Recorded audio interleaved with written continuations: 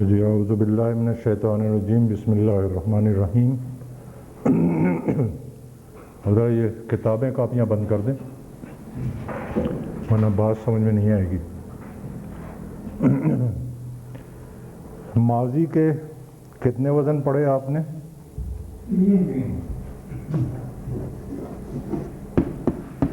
فعلا، فاعلا، فعلا۔ اور مضارع کے کتنے پڑھے؟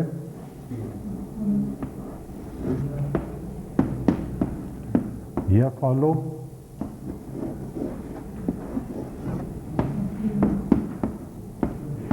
یفعلو،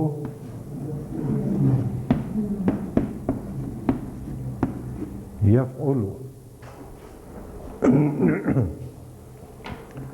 اب سوال یہ پیدا ہوتا ہے کہ کیا ان اوزان کا آپس میں کوئی ربط ہے، کوئی سسٹم ہے؟ یعنی کیا یہ ممکن ہے کہ جس فعل کا ماضی فعلا کے وزن پہ آئے ان سب کا مضارع بھی یفعلو کے وزن پر آ جائے؟ اگر ایسا ہوتا تو پھر ہمارا کام تو بہت آسان ہو جاتا۔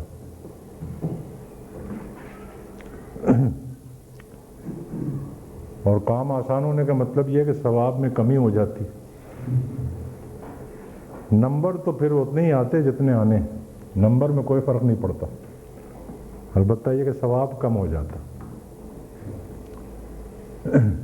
اس لیے ثواب بڑھانے کے لیے اللہ نے انتظام یہ کیا کہ سسٹم کوئی نہیں، یہ یاد کرنا پڑتا ہے کہ کس فعل کا ماضی کس وزن پہ آتا ہے اور اس کا مضارع کس وزن پہ آتا ہے۔ یاد کرنے کا طریقہ جو ہے وہ ہمارے بزرگوں نے نکال لیا ہے، بہت آسان ہے، وہ میں آگے چل کے بتاؤں گا آپ کو۔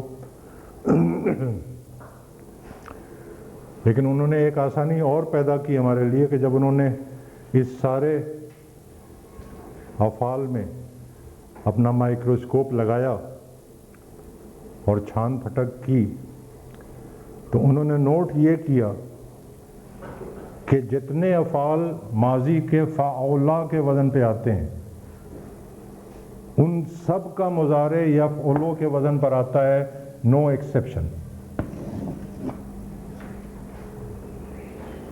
تو ایک آسانی تو ہو گئی نا کہ جو ہم چاہتے تھے وہ کم از کم ایک گروپ میں ہم کو مل گیا کہ جتنے افعال کا ماضی بھی فعولا کے وزن پر آئے گا اس کا مضارع لازماً یفعلو کے وزن پہ آئے گا، اور اس قاعدے کا کوئی استثناء نہیں ہے۔ پھر جب انہوں نے اس دوسرے گروپ پہ غور کیا، فعلا یفعلو کے گروپ پر، یا یوں کہہ لیں کہ فعلا کے گروپ پر جب غور کیا تو انہوں نے نوٹ کیا کہ اس میں 99% الفاظ جو ہیں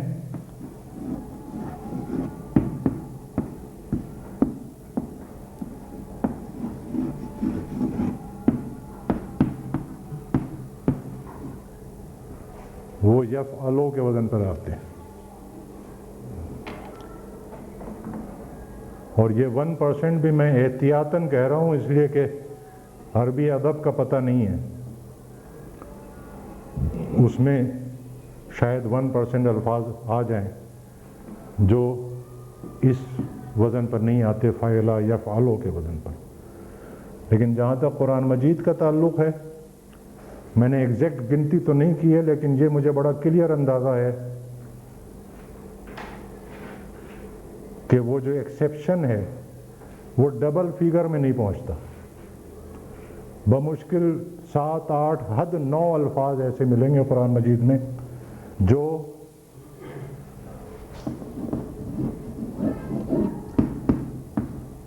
فعلا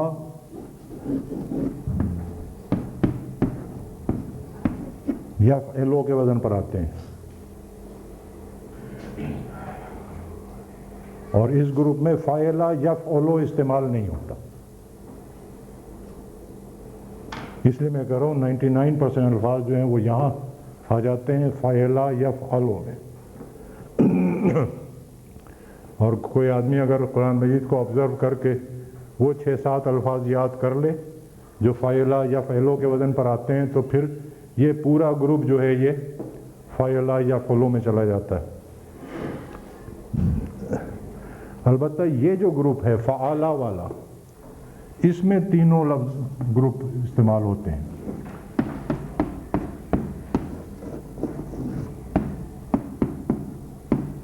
فعلا یفعلو بھی استعمال ہوگا،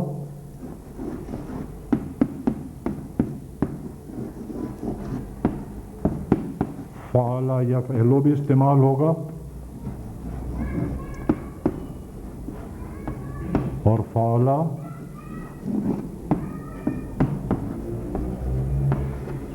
یفعلو بھی استعمال ہوگا.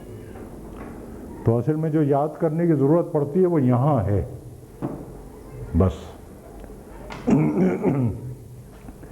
اس میں فاعلا کے گروپ میں وہ اگر 6-7 الفاظ قرآن مجید کے یاد ہو جائیں تو یہ پورا کا پورا گروپ جو ہے یہ فاعلا یفعلو میں چلا جاتا ہے. اور یہ گروپ تو ہے ہی ہے پکا، جس کا بھی ماضی فعلا ہو لازماً اس کا مضارع یفعلو آئے گا.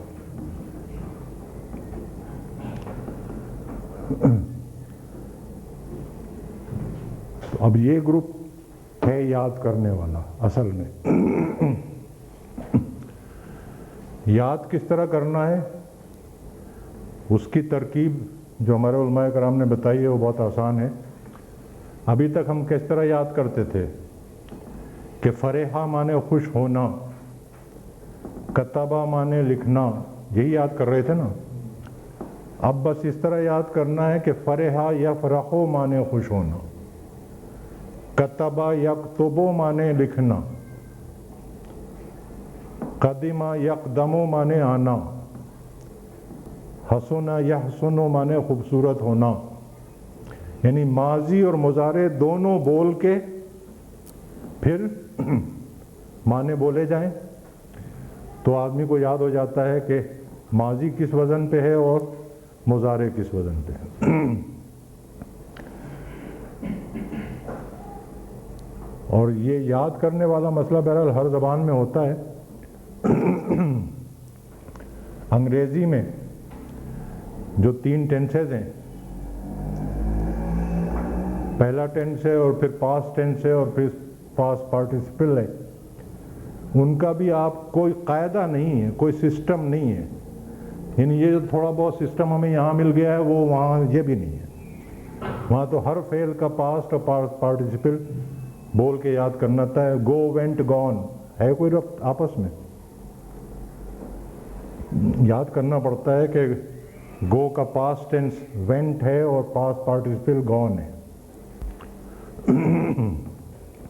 تو ہمیں تو صرف ایک گروپ یاد کرنا ہے، 2 گروپ تو جسے کہتے ہیں پنجابی میں وٹتے پے، مسئلہ ہی کوئی نہیں. دوسری بات یہ نوٹ کر لیں کہ جو ہم نے یاد کیے ہیں ان کا بھول جانا کوئی عیب نہیں ہے.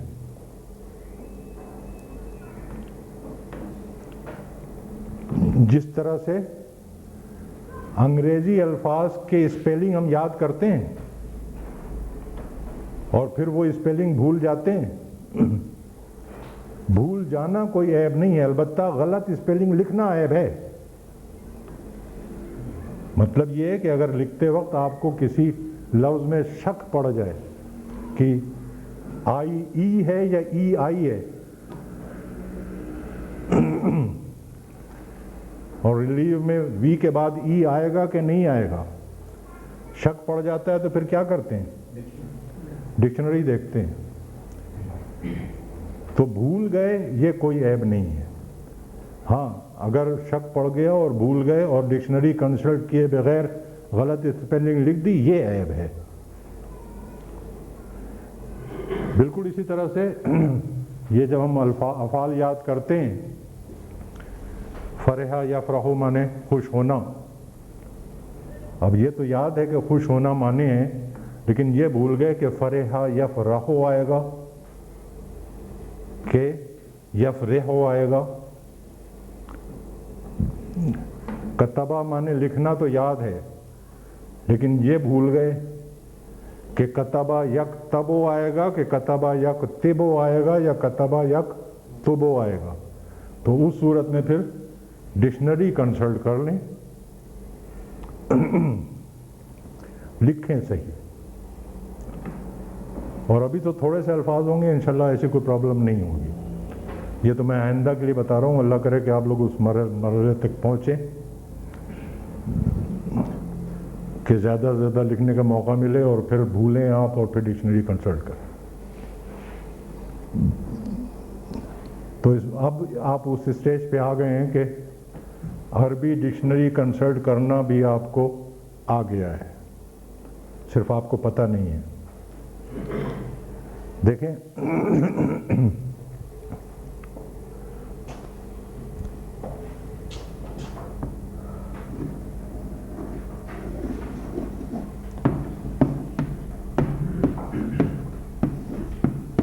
یہ ایک لفظ ہے تعملون. آپ بتا سکتے ہیں اس کا مادہ کیا ہے؟ عین میم لام. مادہ پہچان لیا نا آپ نے. اب اگر انگریزی ڈکشنری کی طرح آپ نے حروف تہجی میں پہلا حرف تا ہے، تا کی پٹی میں اس لفظ کو اگر آپ تلاش کریں گے تو یہ لفظ وہاں نہیں ملے گا. عربی ڈکشنری میں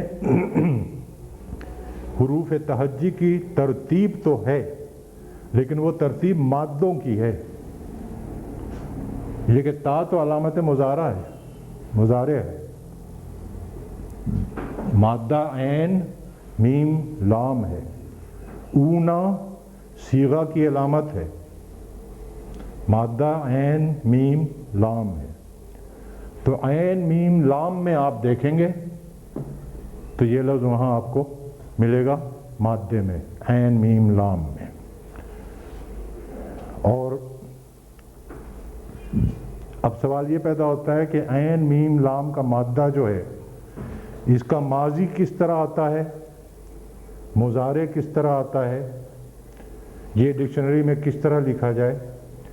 اس کے لیے ہمارے علماء کرام نے یہ گروپنگ کر دی. دیکھیں نوٹ کریں کہ پریکٹیکلی 6 گروپ بنے ہیں.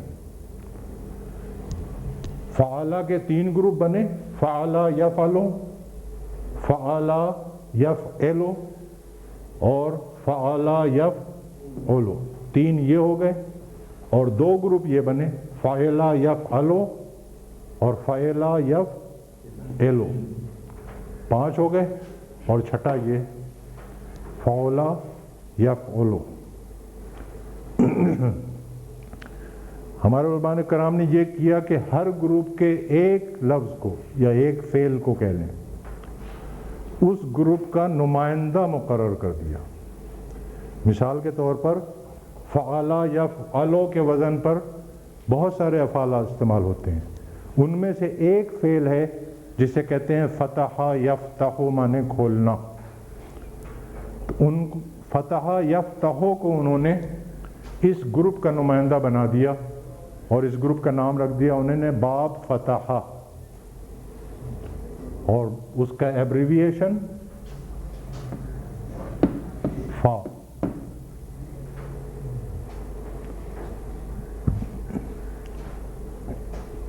فعلا یفعلو، اس میں بہت سارے افعال استعمال ہوتے ہیں، لیکن ایک فعل ضربا یضربو مانے مارنا، اس کو انہوں نے اس گروپ کا نمائندہ بنا دیا، اور اس کا ایبریویشن ضرب. اسی طرح فعلا یفعلو، اس میں بھی بے شمار الفاظ استعمال ہوتے ہیں. اس میں سے ایک لفظ انہوں نے لے لیا نصرا ینصرو، اور اس کو اس گروپ کا نمائندہ بنا دیا، اور اس کا ایبریویشن نون ہے.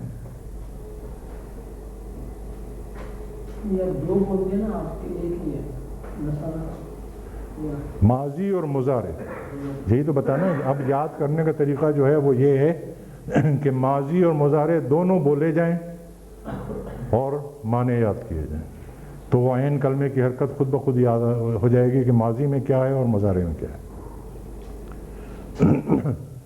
فعلا یفعلو، اس میں بھی بہت سارے الفاظ استعمال ہوتے ہیں، اور اس میں ایک لفظ انہوں نے لے لیا سمع یسمع، اور اس کو اس کا نمائندہ بنا دیا، اس کا ایبریویشن سین۔ اور یہ جو بھی تھوڑے بہت الفاظ ہیں، اس میں ایک لفظ انہوں نے لے لیا حسب یحسب، گمان کرنا، اور اس کو اس کا نمائندہ بنا دیا، اس کا ایبریویشن ہا۔ اور اس گروپ میں ایک لفظ لے لیا کرما یکرمو، مانے بزرگ ہونا، اور اس کو اس کا نمائندہ بنا دیا، اس کا ایبریویشن کاف۔ یہ علامات مقرر کر دی انہوں نے۔ اب ڈکشنری پہ آنے سے پہلے ایک بات ذرا سمجھ لیں، نوٹ کر لیں، یہ جو ہے حسب یحسب، قرآن مجید میں وہ یوں استعمال ہوا ہے حسب یحسب۔ ہو سکتا ہے عربی ادب میں وہ زیادہ استعمال ہوتا ہو اس طرح سے حسب یحسب، اس لیے انہوں نے اس کو نمائندہ بنایا۔ لیکن یہ نوٹ کر لیں کہ قرآن مجید میں اَيَحْسَبُونَ النَّاسَ سین پر زبر آتی ہے، تو وہ قرآن مجید پڑھیں تو پھر تو اس میں کنفیوز نہ ہو، یہ قرآن مجید کا ایکسیپشن ہے، یوں کہ باب وہی ہے حسیبہ یحسب۔ اب ڈکشنری میں جو انڈیکیشنز دی جاتی تھیں،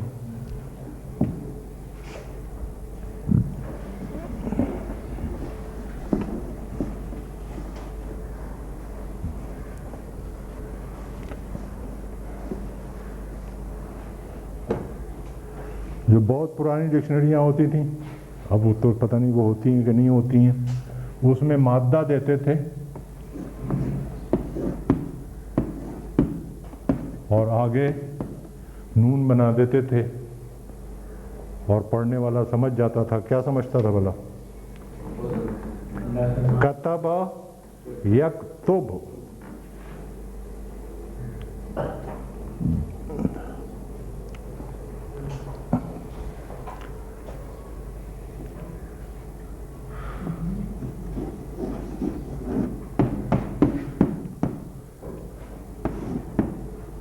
یہ بھی آپ لوگوں نے پڑھا نہیں ہے لفظ۔ سین حمزہ لام مادہ دے دیا اور آگے فا بنا دیا، اور پڑھنے والا سمجھ جاتا تھا کہ یہ سألا یسألو ہے، علی ھذا القیاس۔ اس کے بعد جو ڈکشنریاں بنی ہیں اس میں مادے کے بجائے ماضی دیتے ہیں،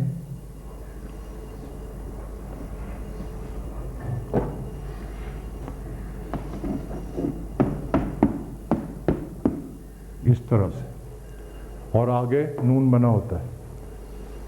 ماضی آپ کو یہاں سے پتہ لگ گیا، اور یہ پتہ لگ گیا کہ مضارع میں یہ یکتبو استعمال ہوگا۔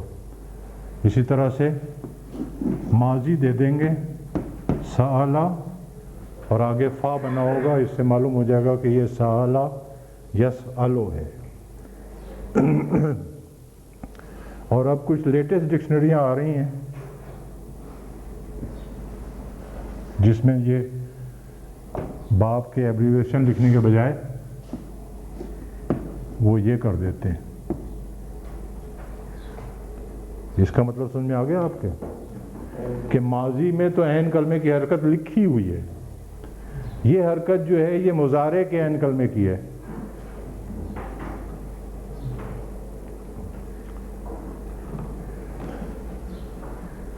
تو چاہے کوئی سی بھی ڈکشنری ہاتھ لگے،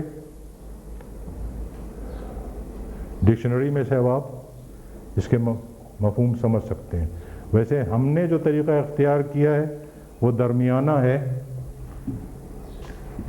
کہ ہم چاہتے ہیں کہ آپ کو ابواب کے نام بھی یاد ہو جائیں، اس لیے ہم ماضی لکھ کے اور پھر باب کا ایبریویشن دیا ہے کتاب میں۔ یہ جو کتاب آپ کی ٹیکسٹ بک ہے جس میں آپ آگے چل کے پڑھیں گے، اس میں آپ کو یہ طریقہ ملے گا۔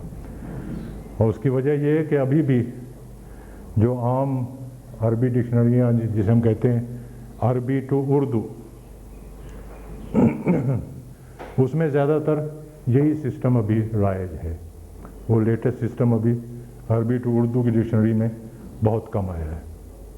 اس لیے بھی کتاب میں ہم نے اسی سسٹم کو اپنایا ہے.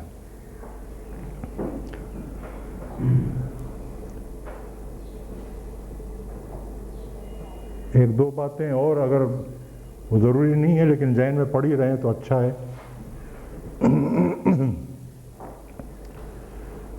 کہ یہ جو باب سمعہ ہے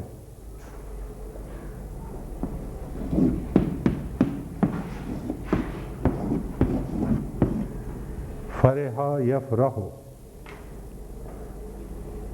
اس میں زیادہ تر، ٹوٹل نہیں، میجارٹی آف دا کیسز میں آپ کو ایسے افعال ملیں گے یا ایسی صفت ملے گی جو عارضی نوعیت کی ہوتی ہے. کسی کو لے لیں، فرحہ، خوش ہونا. اب کوئی بندہ ہمیشہ تو خوش نہیں رہتا، تھوڑی دیر کے لیے بھی خوش ہو جائے تو بڑا نصیبے والا ہے.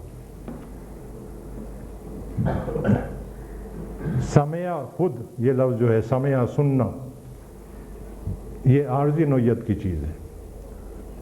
ابھی سنا ہے، ابھی دماغ کہیں اور چلا گیا ہے. قاری صاحب قرات کر رہے ہیں، دو چار آیتیں غور سے سنی اور اس کے بعد حساب کتاب میں ذہن لگ گیا، اب قاری صاحب کیا پڑھ رہے ہیں کچھ پتہ نہیں. تو یہ سمعہ جو ہے یہ بھی عارضی صفت ہے. اور جو باب کرومہ ہے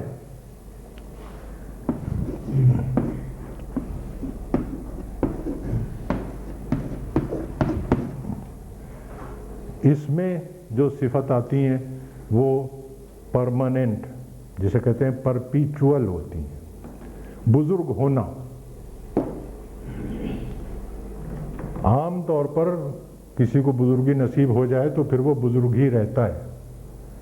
ایکسیپشنز بہرحال ہوتے ہیں. ہمارے غلام احمد قادیانی صاحب بھی تھے لیکن وہ استثناء میں چلے جائیں گے. عام طور پر حسنا یا حسن، خوبصورت ہونا، یہ پرماننٹ صفت ہے. الا یہ کہ کوئی حادثہ ہو جائے، خدا نخواستہ کوئی ایسی بات ہو جائے. شجع یشجع، یشجع بہادر ہونا، بہادری ایک پرماننٹ صفت ہے.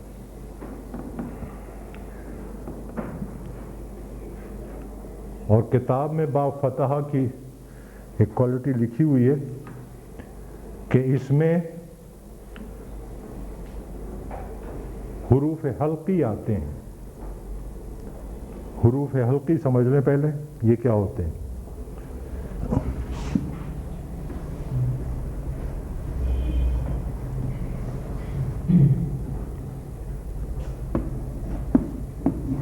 حمزہ، ہا، عین، ہا اور غین، خا. یہ 6 حروف ہیں جن کو حروف حلقی کہتے ہیں. حروف حلقی کا مطلب یہ ہے کہ یہ 6 کے 6 حروف ادا کرتے وقت جو آواز نکلتی ہے وہ حلق سے نکلتی ہے. مطلب میں کہتا ہوں نا کہ ہمیں اپنے علماء کرام کو سلام کرنا پڑتا ہے. عربی کے جتنے بھی حروف تہجی ہیں ہر لفظ کو ادا کرتے وقت منہ کے اندر کا کون سا حصہ استعمال ہوتا ہے، زبان کہاں جا کے لگتی ہے، تب صحیح وہ لفظ تلفظ میں آتا ہے. یہ ریسرچ بھی وہ کر کے اور لکھ کے چھوڑ گئے ہمارے لیے.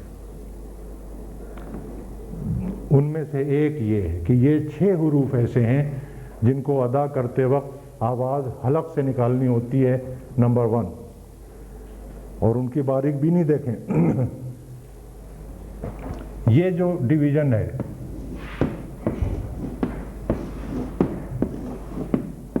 یہ کیا ہے؟ یہ حروف تہجی کی ترتیب میں بھی لکھے جا سکتے تھے کہ یہ 6 حروف ہیں جو حلق سے نکلتے ہیں، لیکن یہ ترتیب یہ ہے کہ حلق کو انہوں نے 3 حصوں میں تقسیم کر دیا.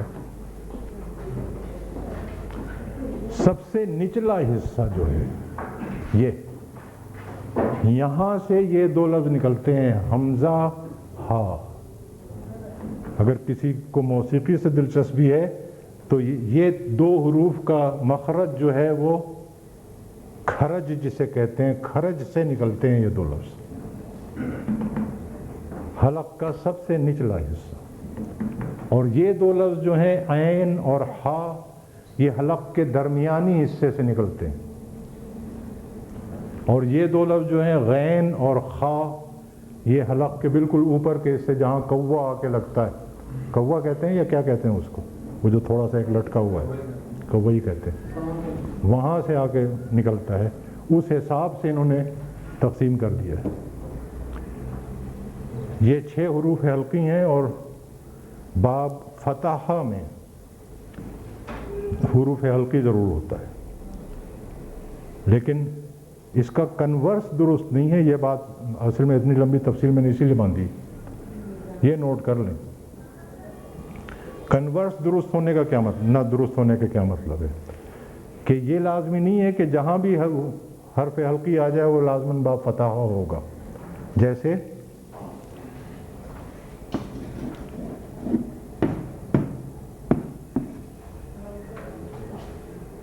حرف حلقی ہے، یہ باب سمعہ ہے. لعب یلعب، کھیلنا، عارضی فعل ہے، ہر وقت آدمی نہیں کھیلتا رہتا. کنورس درست نہیں ہے، لیکن باب فتحہ میں جتنے الفاظ استعمال ہوتے ہیں اس میں لازماً حروف حلقی میں سے کوئی ایک حرف آتا ہے. چند الفاظ ہیں جو اس سے مستثنی ہیں.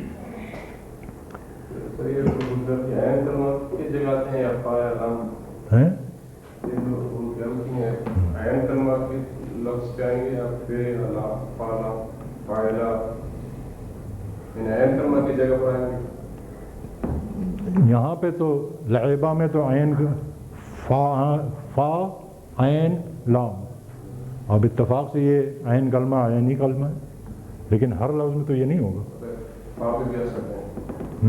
فا پہ بھی آ سکتے ہیں.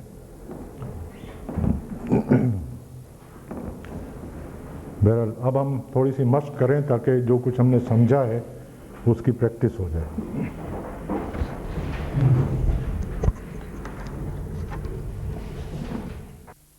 جی اعوذ باللہ من الشیطان الرجیم، بسم اللہ الرحمن الرحیم. اصل میں تو ہم نے پڑھنا ہے ماضی کی اقسام، لیکن ماضی کی اقسام پڑھنے کے لیے کچھ الفاظ کا پہلے پڑھنا ضروری ہے، اور وہ لفظ ہے کانا. اس کے معنی ہیں وہ تھا، یہ ماضی ہے، اور اس کا مضارع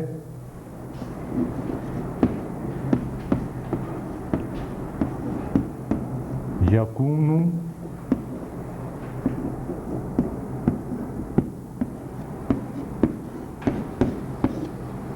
وہ ہو جائے گا.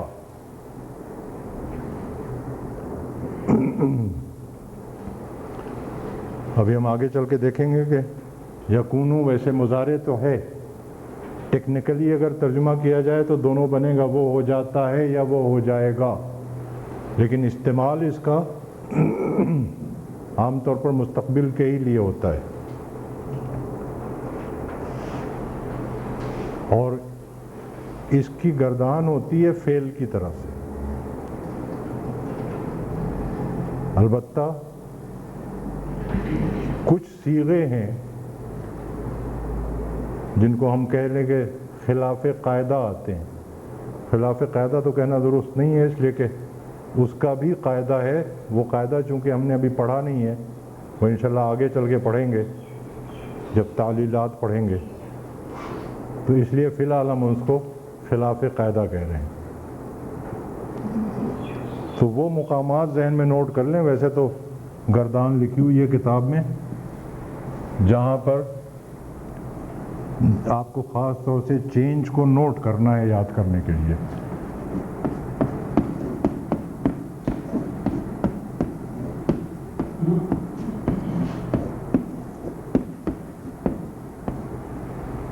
یہ تو ٹھیک ہے نا، قاعدے کے حساب سے چل رہی ہے، کانا کانا کانو.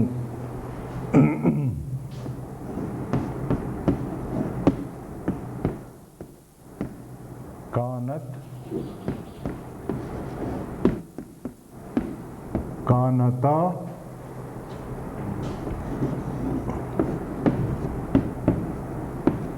کننا. اس کو نوٹ کرنا ہے. کتنے چینجز آئے یہاں پہ؟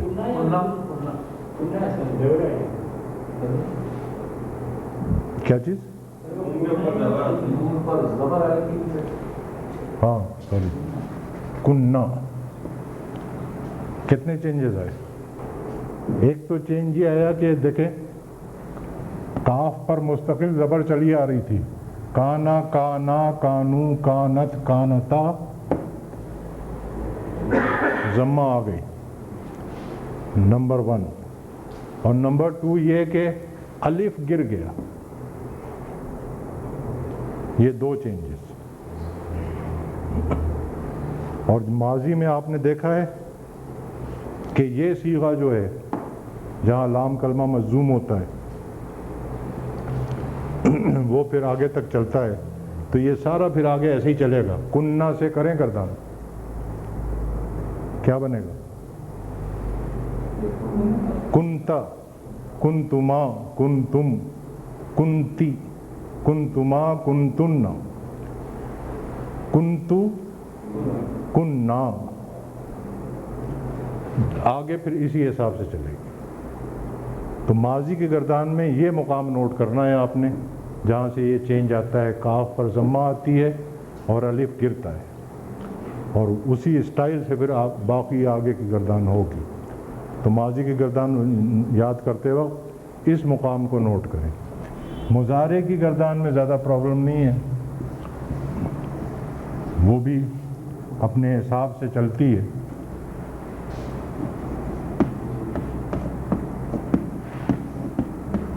یکونو آگے کیا ہوگا؟ یکونانی اور یکونون. یہاں پہ کیا ہوگا؟ تکونو، تکونانی. اب یہاں پہ چینج آئے گا،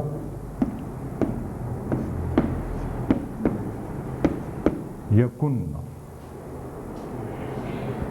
اسی طرح سے مخاطب میں یہ تکونو، تکونانی، تکونون، تکونین، تکونانی، تکن.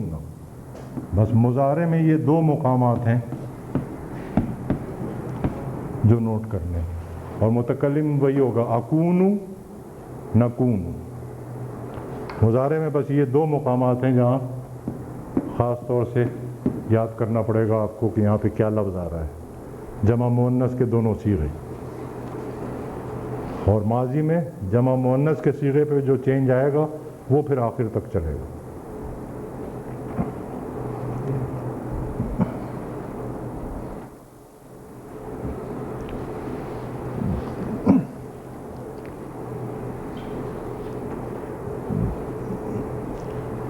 جیسے میں نے ابھی آپ کو بتایا تھا کہ یکونو جو ہے یہ عام طور پر مستقبل کے ہی معنی دیتا ہے.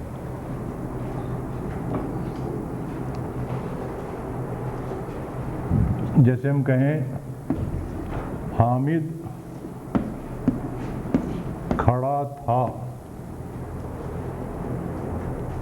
تو اب یہاں پر کانا استعمال ہوگا اس لیے کہ ماضی ہے.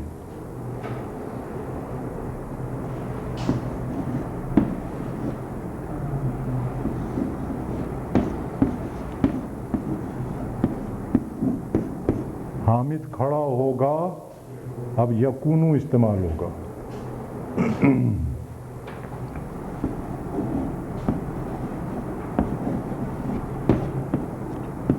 اگر حال میں کہنا ہو حامد کھڑا ہے، اب کیا ہوگا؟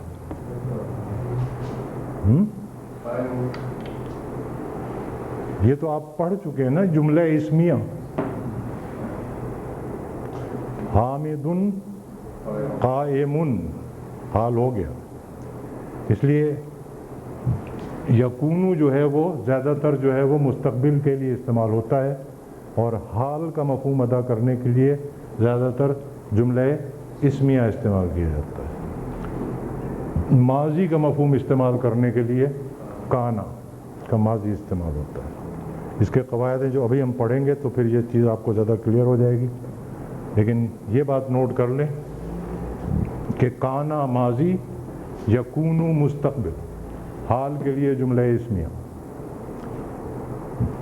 اور آپ کو یاد ہے جب ہم جملہ اسمیہ میں نفی کے معنی پیدا کر رہے تھے تو دو الفاظ لائے تھے ہم، ما اور لیسا، اور لیسا کے استعمال پر ہم نے پابندی عائد کی ہوئی تھی. اب وہ پابندی ختم ہو جائے گی، اس لیے کہ اب آپ لیسا کی گردان کر سکتے ہیں. لیسا کی گردان یاد کرنے میں بھی وہی چیز ہے جو کانا کی ماضی کی گردان یاد کرنے میں ہے.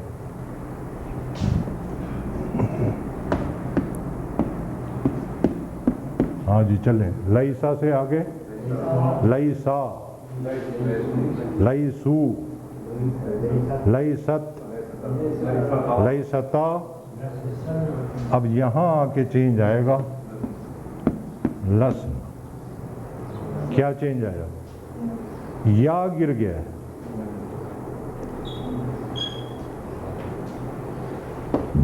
لسنا، یا گر گیا ہے صرف، اور پھر آگے اسی طرح چلے گا. لستا، لستما، لستم، لستی، لستما، لستن، لستو، لسنا. آگے گردان پھر اسی وزن پہ چلے گی. لیسا کا لفظ جو ہے یہ ایک لحاظ سے بڑا عجیب. لیسا کے معنی کیا ہیں؟ اب آپ وہ نہیں ہے.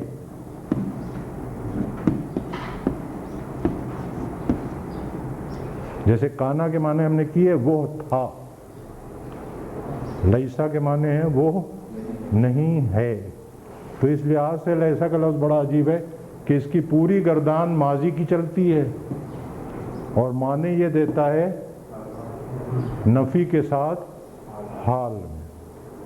وہ نہیں ہے، وہ دونوں نہیں ہیں، وہ سب نہیں ہیں، وہ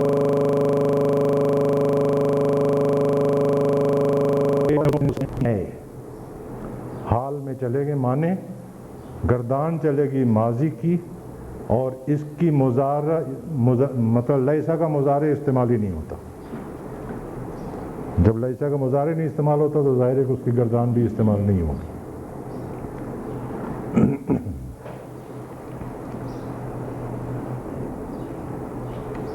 اب کانا کے استعمال کے متعلق لیسا کا استعمال تو آپ کو آتا ہے نا. کیا ہے لیسا کا استعمال؟ یا یوں کہہ لیں کہ لیسا کا عمل کیا ہے؟ خبر کو نسب دیتا ہے. کانا کا بھی وہی عمل ہے کہ وہ بھی عامل ہے اور خبر کو نسب دیتا ہے.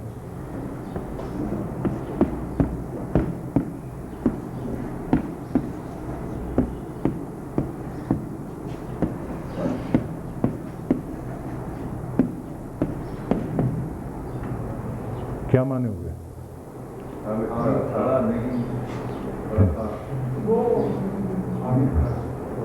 حامد کھڑا تھا.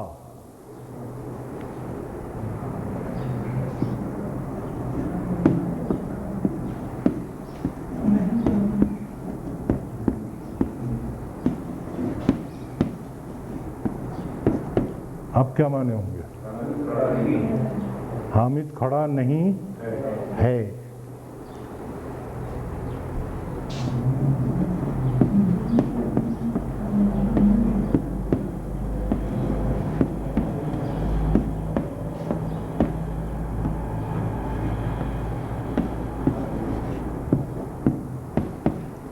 اب کیا معنی ہوں گے؟ حامد کھڑا ہوگا. اور اگر ہم کہیں حامد قائم تو کیا معنی ہوں گے؟ حامد کھڑا ہے. یہاں تک بات سمجھ میں آ گئی؟ اچھا، ہم یہ بھی کہہ سکتے تھے نا کہ لیس حامد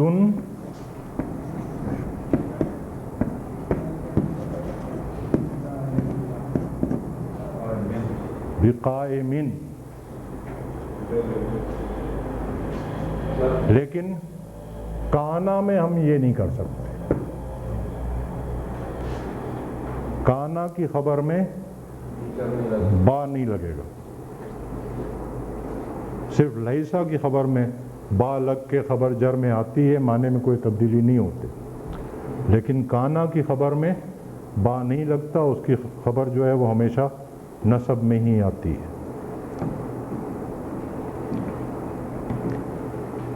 اچھا جی، اب آگے بڑھنے سے پہلے جو لوگ مرفوعات اور منصوبات کی فہرست مرتب کر رہے ہیں وہ نوٹ کر لیں کہ ان کی فہرست میں کوئی اضافہ ہوا. منصوبات میں اضافہ ہو گیا کہ منصوبات میں ایک آئٹم بڑھ جائے گا. سب کاغذ قلم کھولنے کی نہیں ہو رہی، اس کو بھی کبھی استعمال کر لیا کریں. عرب لوگ تو لکھنا معیوب سمجھتے تھے.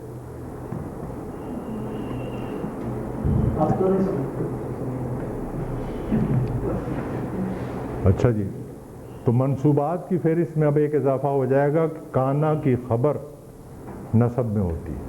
کانا جو ہے وہ خبر کو نصب دینے والا عامل ہے.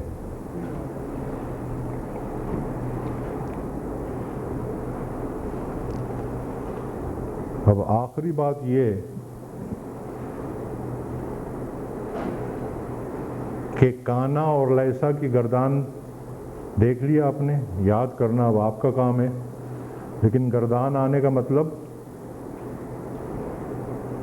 کہ ان کا استعمال جو ہے وہ فعل کی طرح ہوگا. فعل کی طرح ہونے کا کیا مطلب؟ کہ فعل کے جو قواعد ہیں وہ استعمال ہوں گے. البتہ یہ ہے کہ یہ حامدن جو ہے یہ کانا کا فاعل نہیں کہلائے گا، کانا کا اسم ہی کہلائے گا. یہ کانا کی خبر کہلائے گی. لیسا حامدن، یہ حامدن جو ہے یہ لیسا کا فاعل نہیں کہلائے گا، لیسا کا اسم کہلائے گا اور قائمن اس کی خبر کہلائے گی. لیکن اس بحث کو چھوڑ دیں، یہ نوٹ کر لیں. نہیں، جملہ فعلیہ بھی نہیں کہلاتا، یہ جملہ اسمیہ ہی کہلاتا ہے. بس نہیں، میں یہ نہیں کہہ رہا ہوں کانا فعل ہے. چونکہ کانا کی گردان استعمال ہوتی ہے اس لیے اس پہ اصل میں یوں کہہ لیں کہ ان کو افعال ناقصہ اسی لیے کہتے ہیں. ان کا اصل نام جو ہے وہ افعال ناقصہ ہے، ناقص افعال ہیں. یعنی پورے فعل بھی نہیں ہے اور یہ بھی نہیں ہے کہ بالکل فعل نہ ہو. جملے میں یہ فعل نہیں ہے، یہ عامل ہے. جیسے ما حامدن قائمن کہیں گے ہم، اس طرح سے کہ حامدن اسم اور یہ اس کی خبر. لیکن قواعد کے اطلاق میں فعل کے قواعد کا اطلاق ہوگا. فعل کے قواعد یاد ہیں؟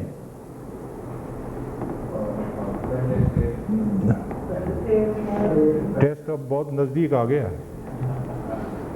کہ اگر اس میں ظاہر ہو تو پھر فعل واحد آئے گا، اور اگر ضمیر میں ہو تو پھر فعل ضمیر کے مطابق آئے گا. اس کو یوں سمجھیں آپ،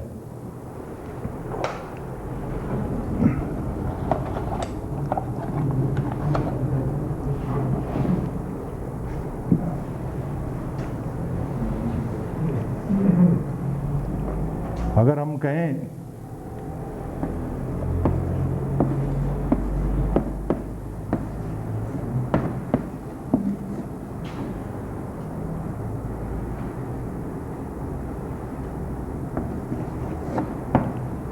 وہ لوگ کھڑے تھے،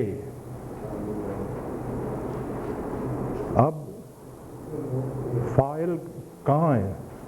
ضمیر میں ہے، وہ لوگ، تو اس لیے صیغہ جو آئے گا وہ آئے گا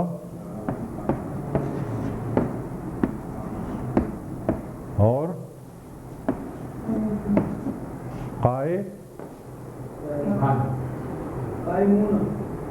قائمون کے قائمین نصب،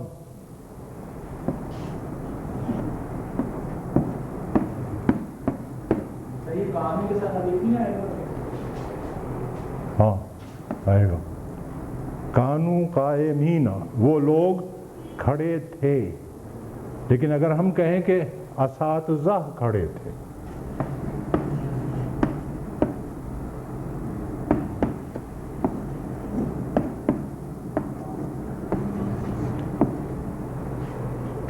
اب اس میں ظاہر آ گیا۔ اب یہ صیغے جو ہے یہ واحد آئے گا،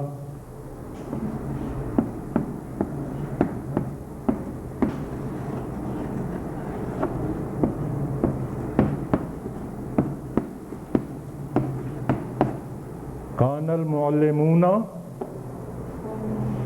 آگے بولیں قائمین، خبر تو آئے گی جنس اور عدد میں اس کے مطابق، لیکن حالت نصب میں۔ المعلمون مذکر جمع ہے تو مذکر جمع خبر آئے گی، قائمون پھر کانا کی خبر ہونے کی وجہ سے وہ نصب میں جائے گی، قائمین۔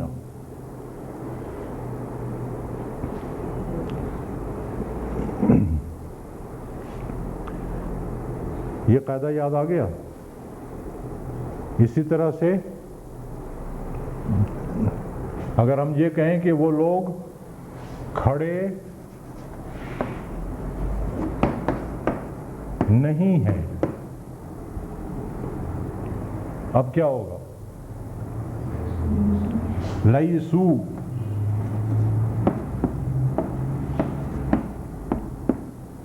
اور خبر وہی نصب میں قائمین، اور ہم کہیں اساتذہ کھڑے نہیں ہیں تو اب لیسا واحد آئے گا، لیس المعلمون قائمین۔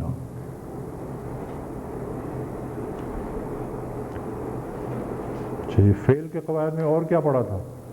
دیکھیں میں آپ کو ریویژن کرا رہا ہوں اس لیے کہ امتحان اب نزدیک آ گیا ہے۔ دوسرا قاعدہ کیا تھا فعل کا؟ 3 صورتیں ہیں جس میں واحد مؤنث اور واحد مذکر دونوں جائز ہیں۔ کون کون سی 3 صورتیں ہیں؟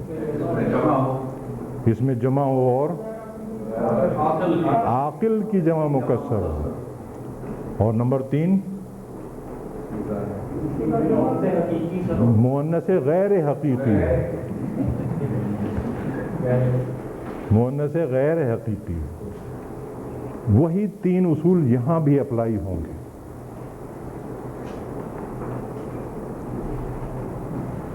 لکھنے کی کیا ضرورت ہے؟ تو قرآن مجید آپ لوگ تلاوت تو کرتے ہیں نا۔ لیست الیہود والنصارى، لیست واحد مؤنث آیا، کیوں آیا؟ یہود کہہ لیں کہ اسم الجمع ہے یا عاقل کی جمع مکسر ہے، نصارہ کہہ لیں کہ اسم الجمع ہے یا عاقل کی جمع مکسر ہے، اور اگر لیسا آتا تب بھی درست تھا۔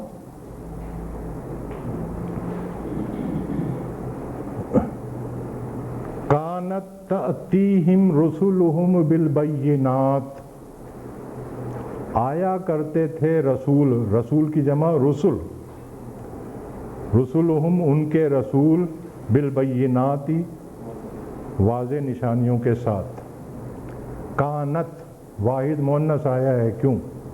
اور تأتی بھی واحد مؤنث ہے، یہ تو ہم آگے چل کے یہ تعلیلات والا مسئلہ ہے، وہ آگے چل کے دیکھیں گے، یہ بھی واحد مؤنث آیا ہے، کیوں؟ رسل جو ہے یہ عاقل کی جمع مکسر ہے،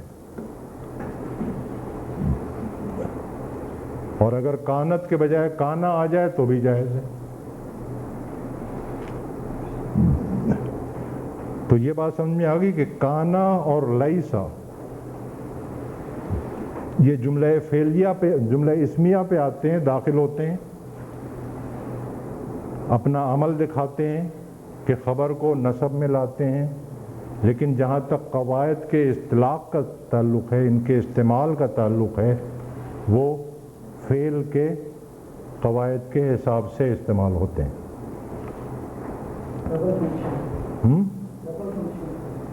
ڈبل ایکشن، اسی لیے ان کو افعال ناقصہ کہتے ہیں۔ چلیں جی اب ہم مشقیں کر لیں تھوڑی، تاکہ یہ جو پڑھا ہے وہ ذرا پکا ہو جائے۔